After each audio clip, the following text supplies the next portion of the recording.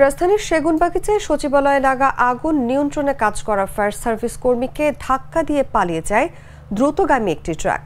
এতে কর্মী গুরুতর আহত হন। পরে ট্রাকটি গণপূর্ত ভবনের সামনে দিয়ে পালানোর সময় শিক্ষার্থীরা চালককে আটক করেন। বুধবার রাত ৩:১৫ দিকে এই ঘটনা ঘটে।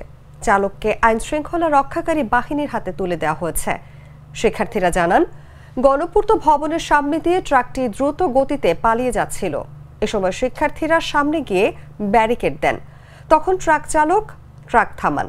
পরে তাকে মোটরসাইকেলে করে তুলে নিয়ে এসে আইনশৃঙ্খলা রক্ষাকারী বাহিনীর হাতে হস্তান্তর করেন শিক্ষার্থীরা।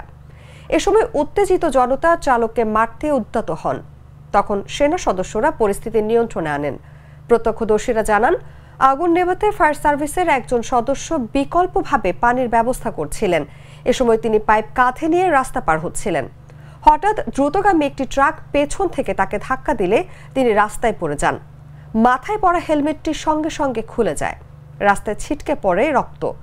আহত ফায়ার সার্ভিস সদস্যকে উদ্ধার করে ঢাকা মেডিকেল কলেজ হাসপাতালে ভর্তি করা হলে কয়েক ঘন্টা পর মারা যান তিনি। একই সময় আহত হয়েছেন হাবিবুর রহমান নামের আরেকজন।